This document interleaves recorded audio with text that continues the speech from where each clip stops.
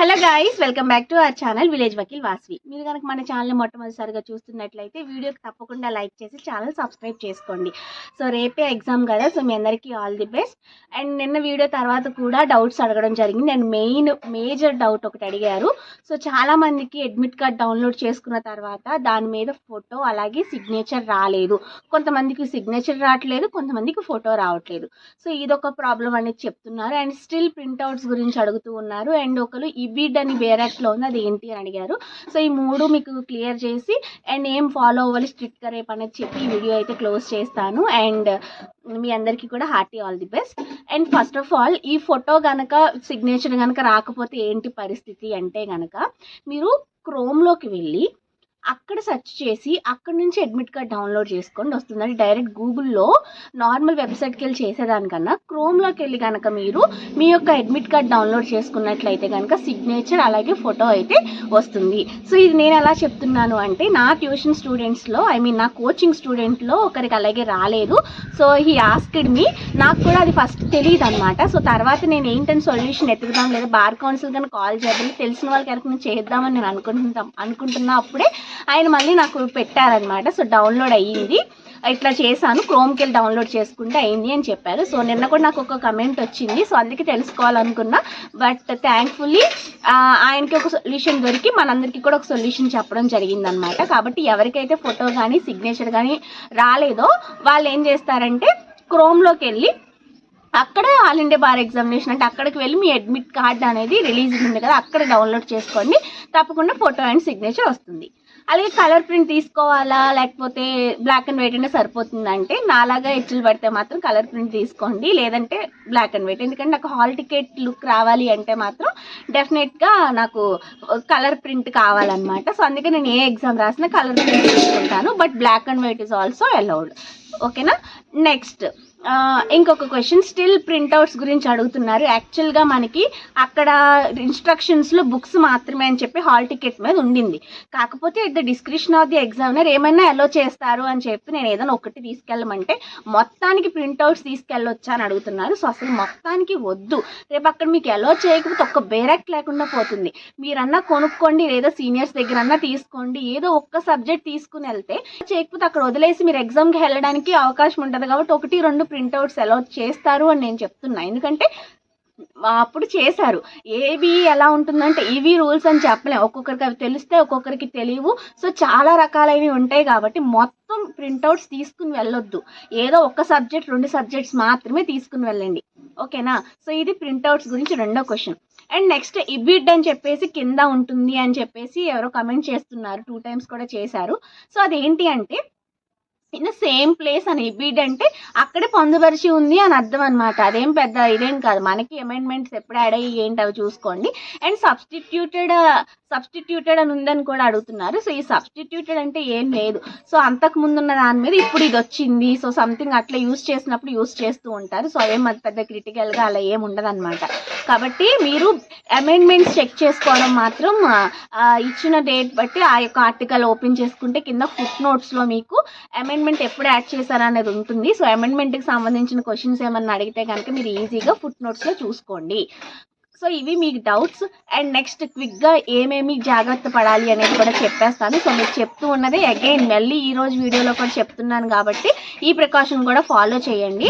డెఫినెట్గా మీరు set code అలాగే హాల్ టికెట్ నెంబర్స్ ఎవరైతే ఈ వీడియో చూస్తున్నారో ఎగ్జామ్ రాసేటప్పుడు నన్ను ఒకసారి గుర్తు చేసుకుని, నన్ను ఎందుకు ఎగ్జామ్ ఉంది అనుకుంటారేమో, అట్లా కాదు.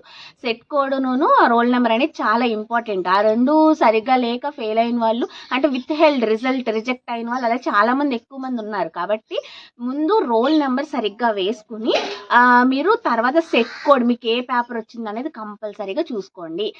మేము ఒకవేళ కన్ఫ్యూజ్ అవుతాము ఎట్లాగా ఏంటి అని చెప్పేసి చాలామంది సరిగ్గా వేస్తాము లేదా అని ఉంటుంది కదా, అప్పుడు మీరు ఏం చేస్తారంటే మీ రోల్ నెంబర్ వేసుకుని నెంబర్ సూటిగా చుక్క పెట్టండి. 0 అయితే 0, 8 అయితే 8, 7 అయితే 7. అప్పుడు మీరు అసలు తప్పు బబ్లింగ్ చేసే ప్రసక్తే ఉండదు. సో అది సెట్ కోడ్ గురించి కూడా నిన్న చెప్పాను కదా వీడియోలో, ఎందుకు సెట్ కోడ్స్ ఉంటాయని చెప్పేసి. చూడకపోతే వీడియో చూడండి, నిన్న పెట్టిన వీడియోలోనే. కాబట్టి ఆ సెట్ కోడ్ రోల్ నెంబర్ దిద్దిన తర్వాత ఈ ఎన్రోల్మెంట్ నెంబర్స్ అవన్నీ వేసుకోండి. అలానే ఓఎంఆర్ షీట్ మీద క్వశ్చన్ బుక్లెట్ నెంబర్ మీద మనకే ఒక నెంబర్ వస్తుంది. అది రాకపోయినా సరే రిజల్ట్ అనేది ఇస్తున్నారు. కాకపోతే ఏంటంటే అది సేమ్గా ఉండాలి అనేది ఒక రూల్. సో రేపు ఒకసారి మీకు అలా లేకపోతే అడగండి, పర్వాలేదు అంటే మాత్రం రాయండి. ఇవ్వగానే బడబడ రోల్ నెంబర్ వేసేయొద్దు. ఎందుకంటే ఒకవేళ ఆ పేపర్ వేరే వాళ్ళకి వెళ్ళాల్సిందైతే వాళ్ళు ఇబ్బంది పడతారు కదా. ఎందుకంటే మనకి ఏంటంటే మనకంటూ ఒక అలర్ట్ అయిన కోడ్కి ఆ OMR షీటు అది ఒకటే ఉండాలి. ఇంకోటి బయోమెట్రిక్ ఉందా లేదా, మేమైతే బయోమెట్రిక్ మా రూమ్లోనే వేసాం. మా ఫ్రెండ్స్ అయితే అసలు బయోమెట్రిక్కే వేయలేదు, అది మ్యాండేటరీగా కూడా తీసేశారు. సో ఇప్పుడు మీకు హాల్ టికెట్లో కూడా బయోమెట్రిక్స్ అవన్నీ చూసుకోండి అనే మాట అయితే ఎక్కడ ఇవ్వలేదు. కాబట్టి అది తీసుకుంటే ఇవ్వండి, తీసుకోకపోయినా తర్వాత తీసుకుంటామనో ఏదో చెప్తారు. సో అది కూడా అంత మ్యాండేటరీ కాదు. ఓకేనా. ఈ బయోమెట్రిక్ కాకపోతే ఏంటంటే అక్కడ మీరు ఒకసారి కనుక్కోండి, is there any biometric here. ఎందుకంటే అప్పుడు ఒక్కొక్క రూమ్లో వేయించక ఎన్నో కన్ఫ్యూజన్స్, ఎంతోమందికి బడబడ అనుకుంటా ఎలా అయిపోయిందంటే కంగారు. ఎగ్జామ్ ఎంత బాగా రాసామన్నా కన్నా అయ్యో మా OMR షీట్ క్వశ్చన్ బుక్లెట్ మీద నెంబర్ వేరే అయిపోయింది, మాతో బయోమెట్రిక్ వేయించుకోలేదు. సో లిటరల్గా నా ఫ్రెండే ఫేస్ చేసింది ఇది. కాకపోతే అప్పుడు ఏమీ లేదు, మంచిగా తనకి పాస్ అయిపోయింది.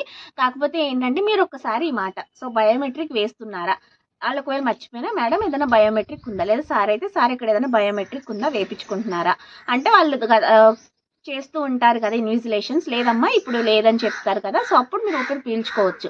ఎందుకు చెప్తున్నానంటే ఒక మాట అడిగితే పోతుంది, తర్వాత వచ్చి కన్ఫ్యూజన్స్ భయాల కన్నా ఒక మాట ఎగ్జామినేషన్ సెంటర్లోనే బయోమెట్రిక్ ఇప్పుడు వేస్తున్నారా లేదా అనే క్వశ్చన్ అయితే అడిగేసేయండి. నెంబర్ కూడా డిఫరెంట్గా క్వశ్చన్ పేపర్ మీద OMR షీట్ మీద డిఫరెంట్గా అనిపిస్తే కనుక ఇమీడియట్గా మా క్వశ్చన్ పేపర్ మీద నెంబర్ డిఫరెంట్గా ఉంది అని అడగండి. ఏమో పర్వాలేదు రాసేసుకోండి అంటే చక్కగా రాసేయండి. లేదు అంటే కనుక మళ్ళీ అడిగి మీ పేపర్ మీరు చెక్ చేసుకోండి అనమాట. సో ఇది మీకు ఇన్స్ట్రక్షన్స్. ఎగ్జామ్ హాల్కి 8:30 అంటే 9 o'clock కల్లా వెళ్ళిపోండి. 8:30 రిపోర్టింగ్ టైము, 10కి ఎగ్జామ్, 10 to 1 ఉంటుంది. అట్లాగే ఇంకా యూనిఫామ్ మీద డౌట్స్ కూడా అడుగుతున్నారు, ఫార్మల్స్ అది ఇదని ఏదైనా వేసుకెళ్ళొచ్చండి మీ కంఫర్ట్. ఓకేనా. ఇంకా అడుగుతున్నారు అదే క్వశ్చన్, ఏదైనా వేసుకెళ్ళండి. కాకపోతే కొంచెం డీసెంట్ వేర్ వేసుకుంటే చాలా బాగుంటుంది. ఫార్మల్ అబ్బాయిలకి అమ్మాయిలకి డీసెంట్ వేర్ అనేది ఉంటే ఇట్ విల్ బి నైస్ అనమాట. కాబట్టి డ్రెస్కి సంబంధించి అయితే మీరు ఆ ప్రికాషన్ తీసుకోండి. అండ్ ఎగ్జామ్కి సంబంధించి కూడా. అండ్ ఇంకొక విషయం, మీరు మార్నింగ్ బ్రేక్ఫాస్ట్ కూడా గడిబిడి లేకుండా ఉండే తినండి. ఇవన్నీ ఎందుకు చెప్పకూడని విషయాలు ఎందుకు చెప్తుంది అంటే ఒక స్టూడెంట్గా ఆ టెన్షన్లో పొట్టలో ఒక రకంగా ఉంటుంది. ఇవన్నీ ఇక్కడ డిస్కస్ చేయొచ్చా లేదా నాకు తెలియదు, కానీ నేను నా స్నేహితురాలకి అయితే నేను అలాగే చెప్తా, ఇలా తినకండి పిచ్చ ఫుడ్లు తిప్పేస్తుంది పొట్టలో అని. కాలితే ఎగ్జామ్కి బిర్యానీ తినండి. మీ ఎగ్జామినేషన్ సెంటర్ దూరం బట్టి ఈ రోజు వెళ్ళిపోవడమా లేకపోతే రేపు మార్నింగ్ ఎర్లీగా వెళ్ళడమా చూసుకోండి. ట్రాఫిక్స్ అన్నీ చూసుకోండి. ఎగ్జామ్ అంటే సబ్జెక్ట్ చెప్పడం ఇవే కాదు, ఈ ప్రికాషన్స్ కూడా మీకు ఎప్పుడైతే చెప్తానో అప్పుడే మీ అందరికీ కూడా నా ఛానల్ యూస్ అవుతుంది. కాబట్టి ఇవన్నీ కూడా మంచిగా ఫాలో అయ్యి ఎగ్జామ్ బాగా రాయండి. టెన్షన్ పడద్దు. కట్ ఆఫ్ 45, 50, 40 ఏది అట్లా ఏమొద్దు, మంచిగా పెట్టేసి రండి. అందరికీ కూడా 45 మార్క్స్ అంటే 40, 45 SC ST 40, 45 for open category. కాబట్టి అందరూ కూడా 50 క్వశ్చన్స్ మంచిగా పెట్టేసుకుంటే తప్పకుండా అందరూ పాస్ అయిపోతారు. అండ్ మీరు చూసుకోవాల్సింది, మీరు బబ్లింగ్ సగం చేసి ఇప్పుడు తర్వాత సగం చేస్తాము అట్లా ఏదైనా పెట్టుకోండి, కానీ మొత్తం ఒకటేసారి ఎండింగ్లో చేస్తామని మాత్రం పెట్టుకోవద్దు. అండ్ బబ్లింగ్ ఎలా చేయాలనేది నేను లాస్ట్ ఇయర్ వీడియో కూడా పెట్టాను. ఆ వీడియో లింక్ డిస్క్రిప్షన్లో ఇస్తాను చూడండి. అంటే బాక్స్ అవుట్ అవ్వకుండా ఎట్లా చేయాలి ఏంటనేది నేను నీట్గా చూపించాను అనమాట. సో దానిలో ఈరోజు OMR షీట్స్ 2 తెచ్చుకొని రుద్దండి. కనీసం పేపర్ ప్రాక్టీస్ కాకపోయినా ఏదో ఒకటి ABCD ఏదో దిద్దుకుంటా ఉంటే ప్రాక్టీస్ అవుతుంది. అండ్ పెన్స్ ఏదైనా బ్లాక్ అయినా బ్లూ అయినా ఓకేనా. మీ అందరికీ క్లారిటీ వచ్చింది అనుకుంటున్నాను. సో ఎగ్జామ్కి వెళ్ళే వాళ్ళందరికీ కూడా ఆల్ ది బెస్ట్, బాగా రాయండి. అండ్ OMR షీట్ లింక్ డిస్క్రిప్షన్లో ఇస్తాను చూడండి. ఈ ప్రికాషన్స్ అన్ని ఫాలో అయ్యి మీరంతా కూడా ఎగ్జామ్లు పాస్ అవ్వాలని మనస్ఫూర్తిగా కోరుకుంటున్నాను. ఎగ్జామ్ రాసి వచ్చిన తర్వాత వీడియో కింద వచ్చి కమెంట్ చేయండి ఎలా రాశారన్న విషయాన్ని నాకైతే చెప్పండి. ఓకేనా. అంతే ఈ వీడియో. ఇంకేమైనా డౌట్స్ ఉంటే చెప్పండి, కమెంట్స్లో తప్పకుండా రిప్లై ఇస్తాను. ఇది వీడియో మీ ఫ్రెండ్స్కి అందరికీ కూడా షేర్ చేయండి, ఏబీ ఎగ్జామ్ రాసే వాళ్ళకి. సో వీడియో నచ్చిందని అనుకుంటున్నాను. నచ్చితే do like, share, comment and subscribe to village Vakil Vasvi YouTube channel. మరొక వీడియోతో మళ్ళీ కలుసుకుందాం. Until then keep watching.